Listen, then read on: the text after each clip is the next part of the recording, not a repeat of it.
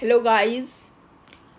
The topic which I'll take up in this session is anti-defection law.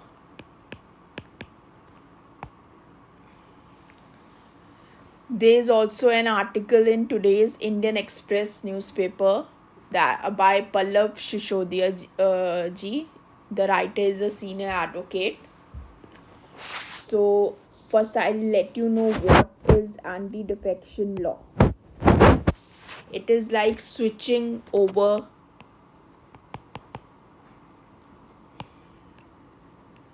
from one political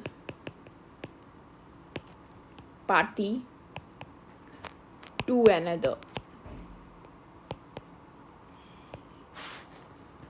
Now, to check this unethical defection, the Parliament passed the 52nd Amendment Act.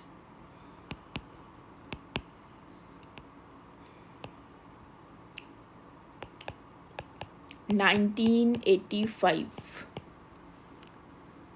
It added 10th schedule in the Constitution.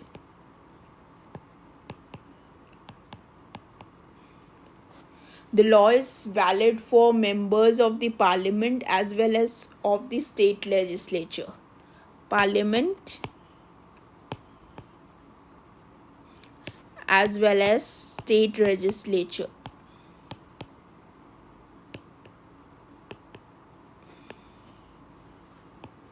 Now, a member of a legislature can be disqualified on following grounds. What are the grounds? If legislature resigns from his or her political party,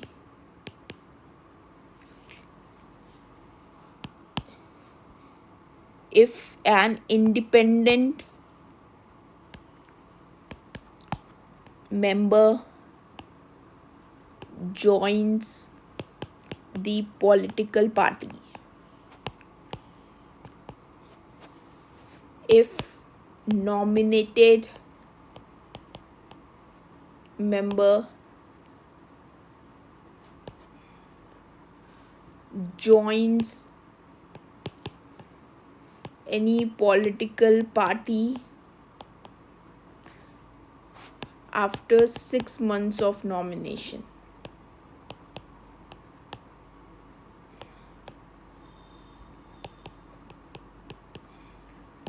If a legislature votes or abstains from voting, or there is a whip issued by his or her political party, abstains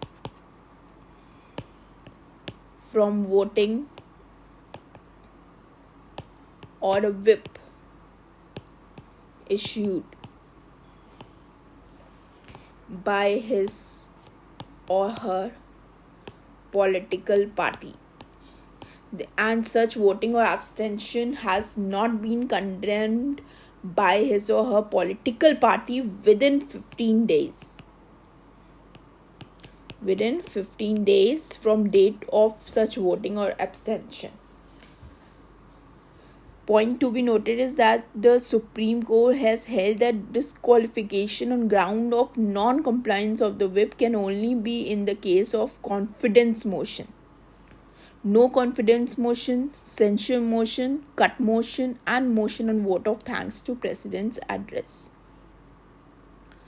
So you need to know that there is a condition under which there cannot be disqualification in case of defection. If where political party merges with another political party and it is like 2/3 members merged, like you have seen that Raghav Chadda case. The decision on disqualification under anti-defection law is to be taken by presiding officer of concerned house.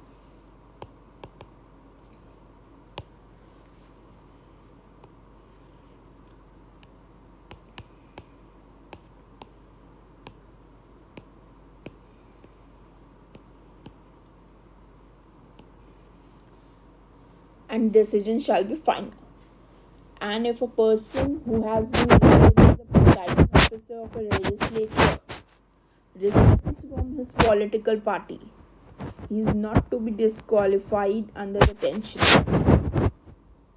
Point to be noted, I repeat, if a person who has been elected as presiding officer of a legislature resigns from his political party, he is not to be disqualified under the 10th schedule. Let's see the article in the newspaper. The article says that the support of a majority of legislatures in the Lok Sabha and Vidhan Sabha is needed to form a stable government. Okay. This stability has often been missing due to the defections by Ayaram Gayarams, toppling elected governments. To address this, in 1985, the 10th schedule was added by the way of 52nd Amendment to the Constitution for outlawing defection by disqualifying any elected members who defect from or defy the whip of the political party to which they belong, except in the case of a split or a merger.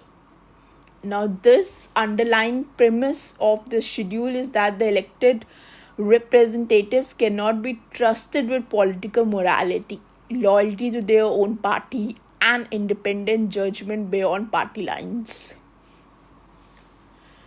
So the 10th schedule's validity was challenged in Kyoto Holoan case. Just note these points. In Kyoto Holoan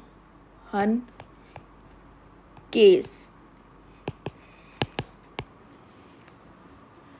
as violative of the fundamental rights to freedom of speech and conscience, and to dissent and to dissociate from the party line. And it suppressed democratic debate, dialogue and disagreements. This challenge was negated by Constitution Bench of Supreme Court in favor of party discipline to check the unprincipled and unethical right of members of the House. So, by 91st Amendment in 2003, exemption from disqualification in case of a split was removed, leaving only the possibility of a merger requiring the agreement of 2/3 of members of the legislative party. This thing which I told you, guys, this is by 91st Amendment Act 2003. This shifting loyalties and fluidity of our politics makes our elected representatives cross over to political opponents time and again, despite the 10th schedule. Now, the example which we can say in the ongoing crisis of TMC, the defection described as a split is followed by a merger with nondescript NCPI to save the remaining tenure of the rebel MPs. So, a major faction of Shiv Sena is on the same path. In all the probability, the original TMC or Shiv Sena leadership will challenge this as defection to seek the disqualification of rebel MPs. The status quo pending the challenges will suit everyone. Now, some fundamental questions arise with respect to the 10th schedule.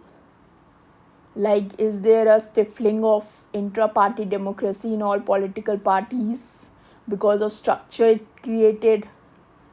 Or elected representative be trusted even for 5 years, and if she commits defection, be answerable only to her own constituency?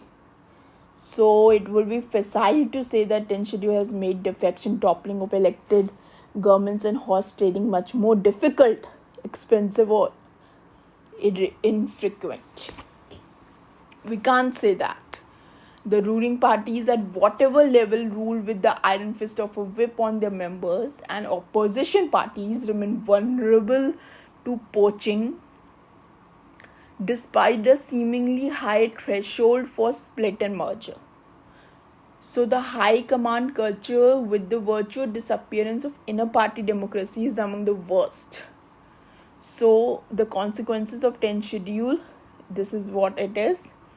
What is it required is a reappraisal is needed after 4 decades of this messy anti-defection law, according to Sir Pallav Shishodia.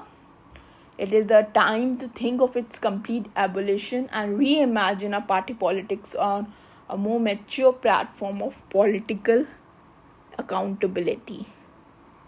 That's all.